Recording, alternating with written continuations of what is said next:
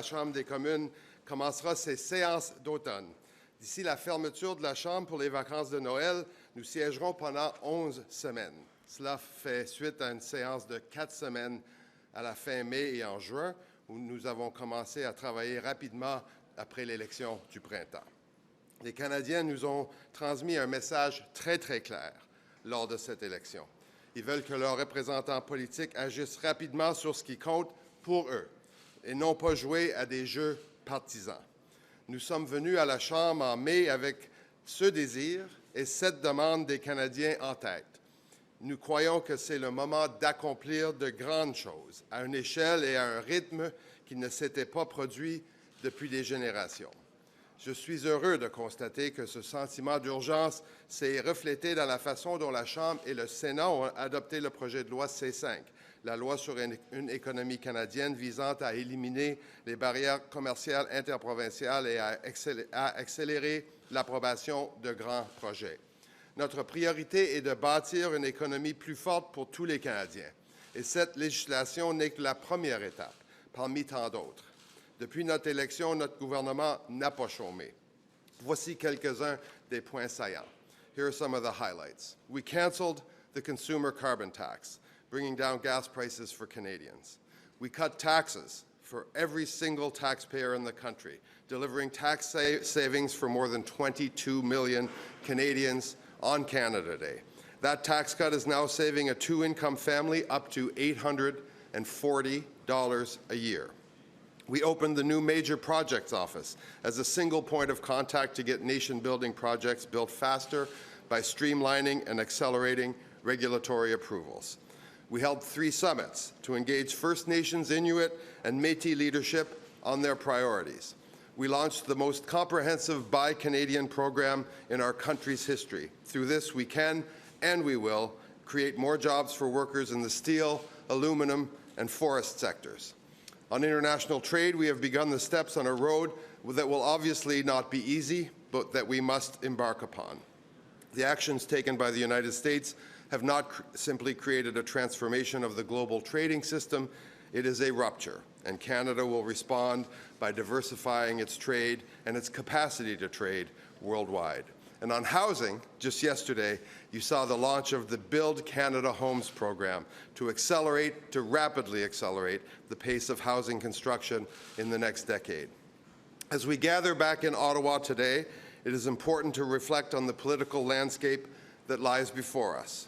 We are in a minority parliament, and we will be looking to all parties and all MPs for collaboration.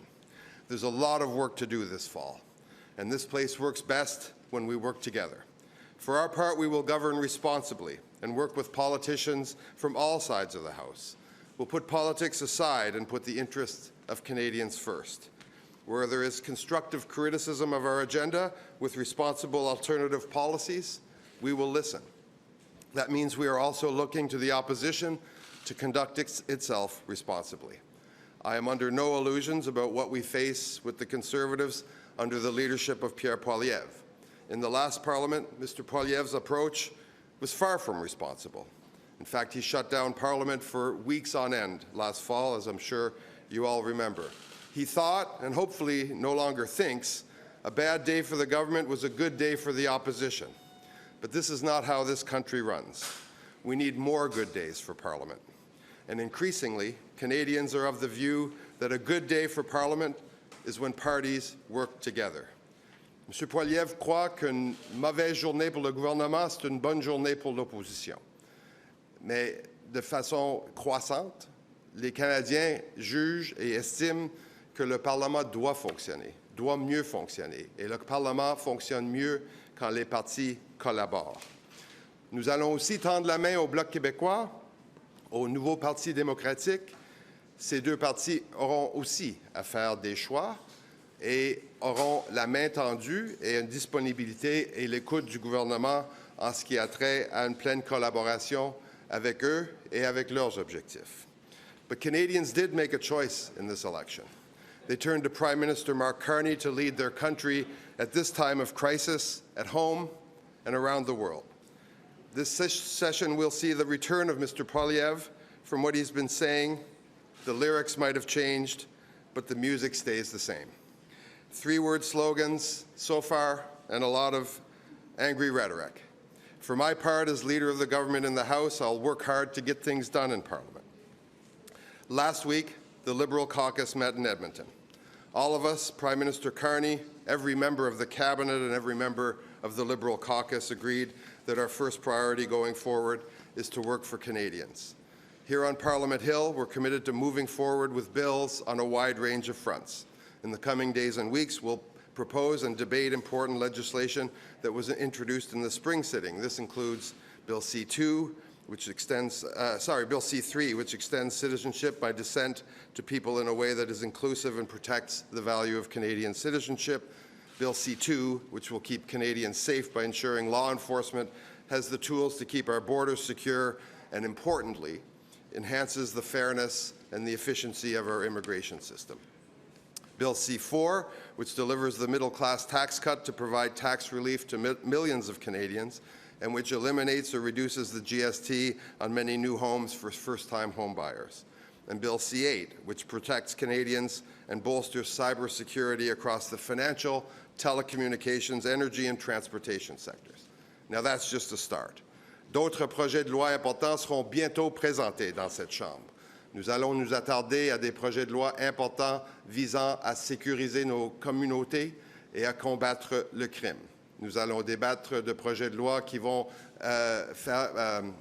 faciliter l'expansion de nos marchés à l'extérieur et faciliter la construction de nouveaux logements.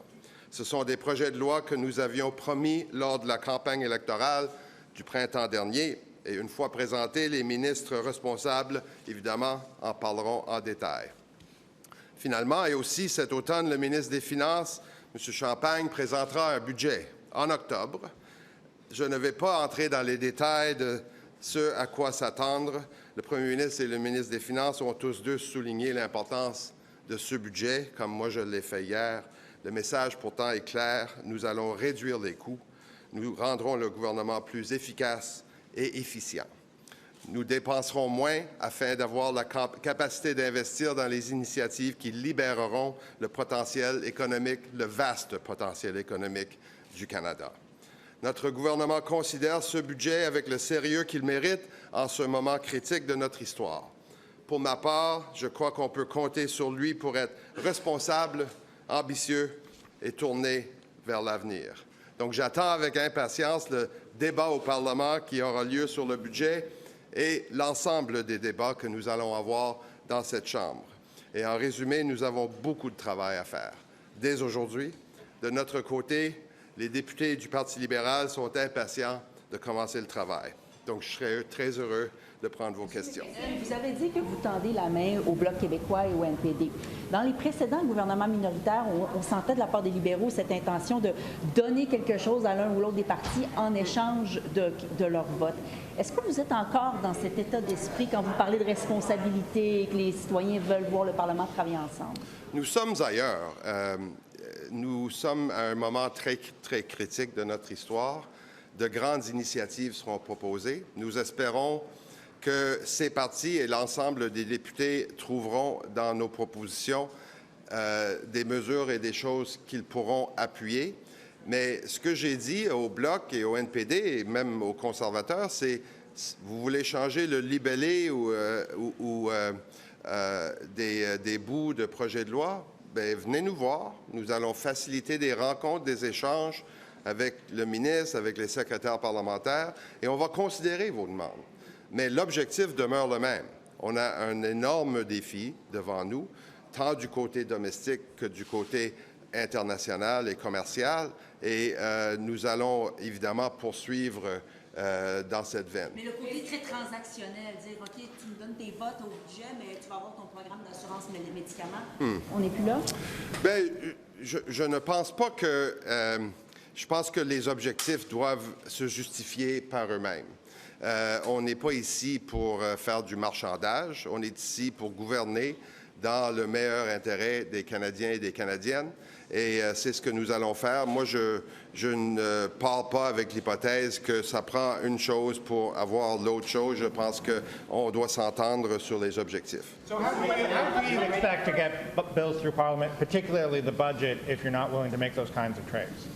Well, we're going to put out a lot of objectives and major pieces of legislation that we think meet the moment, that we think we have a mandate to execute. We are a minority government, yes, but we believe that we have a mandate to proceed with major things and the public support to proceed with those big things as well. And we'll be negotiating. You know, a wise man once said, you don't negotiate on principles, but you can negotiate on details. And we're wide open to talk with the opposition about how we can make a piece of legislation. Est-ce que c'est fou de penser que le déficit pourrait atteindre 100 milliards de dollars? Je ne veux pas spéculer sur des chiffres aujourd'hui, mais moi, je ne veux pas spéculer sur les chiffres. Je pense que j'ai dit hier que le déficit sera substantiel. Je pense que quelqu'un qui a suivi les investissements que nous avons faits depuis le mois de juin va remarquer que, évidemment, il s'est ajouté au budget des éléments importants. Je noterai, soit dit en passant, que la seule suggestion que M. Poilievre a fait hier aurait l'effet d'aggraver le déficit.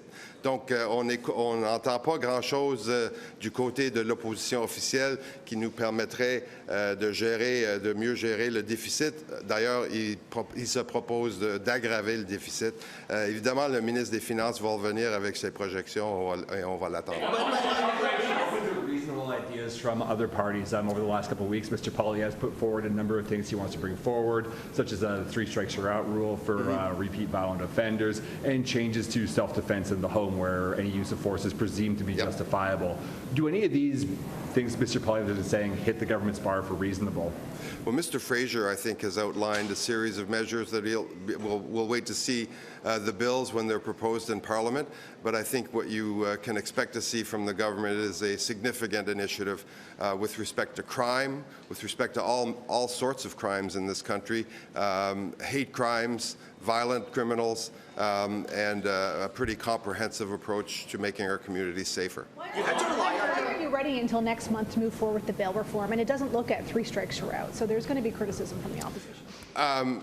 Mr. Fraser, again, will bring in these bills when at the opportune time, and we'll debate them with extreme efficiency. You mentioned that you're in a minority parliament. Is your party trying to poach any of those MPs from the opposition aisles to come over? You're just a few seats short of a majority. I haven't been in any of those conversations. On immigration, you have said changes are coming. Does that mean you are looking to make changes to the temporary or permanent streams? I would note that Bill C-2 contains extremely important measures with respect to ensuring the efficiency and the fairness of our immigration system.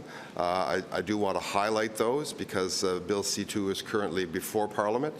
These are important measures. Some of them were proposed in the last Parliament and fell victim to Mr. Poilievre's filibustering.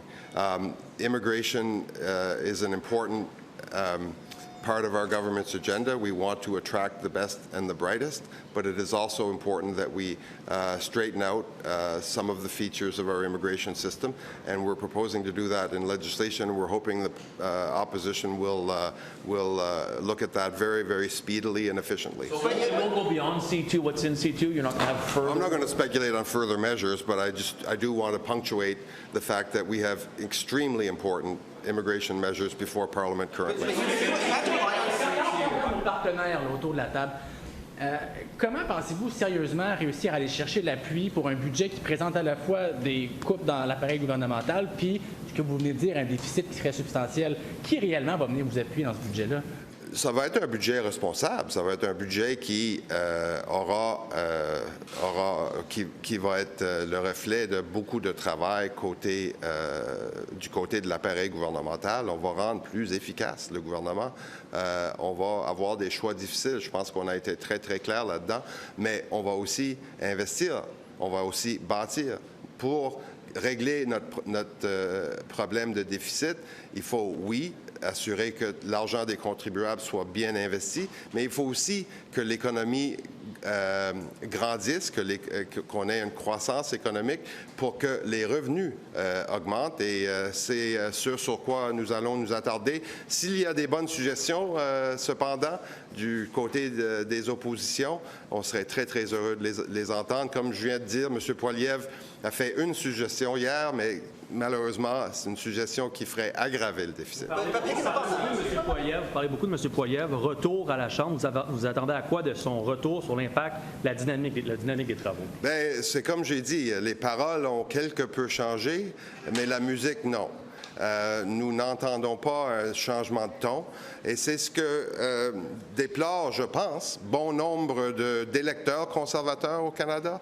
Certainement, certains députés conservateurs, je pense qu'ils entendent très, très clairement de leurs commettants qu'ils souhaitent que le Parlement fonctionne, qu'ils souhaitent collaborer avec les solutions que M. Carney et son gouvernement proposent. Je pense que les Canadiens s'attendent à un ton plus constructif. Certainement un ton plus constructif que ce que l'on entend de M. Poilievre dans les derniers jours. But you're saying that it's going to revert to form. You're saying Poilievre's going to revert to form here. So you kind of had to rely on the past C5. Like my other colleague said, if we're going to have a possible austerity budget, it seems like that would be a tough pill to swallow for the Bloc and NDP. So if Poilievre's going to come back to doing the same thing he did last Parliament, how can you expect to pass legislation? How can you pass those tough bills? Well, that's why I'm appealing to Conservative voters, to certain Conservative members of Parliament, people who speak to Conservative members of Parliament. I know there exists among all of those people a desire to help pitch in and build this country, to help make this a country work better, to help make our economy grow and work better, to help combat crime in our streets. These are things that we will be proposing, that we can work on together. And Mr. Poilievre has a big decision to make. He can continue with the three-word slogans, or he can sit down and work on real solutions with a Liberal government. Are you going to do amendments, for example, on C2 because of controversy or criticism over it to get it through? And also, when's the first opposition day going to be? Well, we want to get C2 to committee, so to hear amendments and proposals and hear interventions from folks who have views on C2, a parliamentary committee should get to work. I'd be up for doing that right away. First opposition day. First opposition day. First opposition day will be this week. Est-ce que le discours de Pierre Poilievre sur l'immigration vous inquiète? Le système d'immigration, je pense qu'on a vu dans la pandémie, à peu près partout dans le monde. On a eu des enjeux, évidemment, migratoires. On a des réfugiés qui viennent d'un peu partout au monde, qui fuient des situations quelque peu désastreuses. Et on a vu une pénurie de main-d'œuvre se manifester dans bon nombre de secteurs. Il est maintenant temps de redresser cette situation-là. On a, comme je viens de dire, avec ces deux, des mesures importantes qui vont nous permettre de mieux gérer et rendre plus efficace le système de l'immigration. Donc là-dessus, je pense qu'on peut trouver un terrain d'entente avec qui que ce soit dans ce Parlement ici. Mais s'il est question de ne pas faire ce que le Canada a toujours fait, c'est d'attirer les meilleurs, des gens les plus entreprenants, des gens francophones, anglophones. On a une initiative incroyablement importante en immigration francophone partout au Canada, au Québec comme à l'extérieur du Québec. Ces initiatives-là vont non seulement continuer, mais vont aller en s'accélérant parce qu'on doit avoir le talent requis au Canada, que ce soit en intelligence artificielle, que ce soit à bâtir notre économie en entrepreneurship pour avoir une économie qui sert à tout le monde. Donc là-dessus, si M. Poilievre veut débattre de ça, ils vont nous trouver sur son chemin. Mais sur les enjeux de gestion de l'immigration, nous avons un plan très, très concret, et nous sommes tous oui pour ce qui est des suggestions de l'opposition. Mr. Poilievre, you're already forecasting trouble from the opposition leader. How is that helpful from a party that you might need to get help from on certain pieces of legislation, including maybe even the budget? I'm just reading what you folks write about what he says, and I don't see a lot of change. I see the lyrics might have changed a little bit, but the music stays the same. And that is a tone that I think Canadians rejected in the last election. I know it is a tone that Conservative voters, many Conservative voters across this country have rejected. They want to see Conservative MPs and indeed Mr. Poilievre pitch in and work together, have good days in this Parliament where we can claim victories on behalf of all Canadians. If they want some of the credit for it, the credit's there for the taking. So I would say to Mr. Poilievre and to those that are around him, listen to those Conservative voters. Listen to premiers like Danielle Smith, like Doug Ford, like Tim Houston, who are pitching in, and I think reaping the electoral rewards for pitching in and helping build this country. That is very much the spirit of the times. The spirit of the times, I think, is no longer around three-word slogans and facile solutions. Are you willing to give the NDP official party status? No, we talked about that in the spring. Horse trade with them later? You might need someone to support the budget. They want that. I just want to be clear. We do not grant party status. The electors grant party status. Mr. Poilievre raised concerns on the weekend about political violence in this country after the shootings in the U.S. Are you concerned about political violence in this country? Yes, absolutely. I do deplore political violence in all its forms. I think all of us were horrified to see a legislator from Minnesota shot down in her home, and another one hunted, but unfortunately unsuccessful in terms of what occurred in Minnesota. It is very sobering. It is a reflection of the toxicity that we see on certain social media channels. It's also a function of, I believe, the isolation that is present among many young people, where they fall deep into propaganda, misinformation, disinformation, and obviously all of us from all parts of the political spectrum are going to need to take this very seriously and sit down and talk about ways that we can make it better and give more hope to young people. When you say there's going to be a substantial deficit, specifically how substantial, and when is the last time Canada will have seen a deficit that you're estimating? Specifically, you'll have to wait for the budget, and the pandemic, I think, saw very, very large deficits, some of which, some of the issues we're experiencing today represent, of course, the unwinding of some of the measures that were proposed and accomplished during the pandemic. So we're going back to a pandemic type deficit? That is not what I said. That's not what I said. And I don't want to characterize the deficit other than what I've already said. It's substantial and needs to be dealt with, and is being dealt with incredible seriousness by the entire government. In your platform, it'll be higher than what Mr. Carney proposed in the platform? Again, I'm not going to speculate on numbers or quantum. I'm just going to say that we have a deficit issue that has to be dealt with. Mr. Carney has made it very, very clear that all ministers and all departments must participate in making the government more efficient, making sure that the programs that we invest in are delivering results and delivering on our objectives for Canadians. At the same time, we have to invest in our military, we have to invest in housing, we have to invest in the kinds of things that are very important to keep our economy growing and to make sure that all Canadians have a place to prosper in this economy. À propos de la baisse d'impôts, dans les faits, elle est déjà en vigueur, mais le projet de loi n'est pas adopté.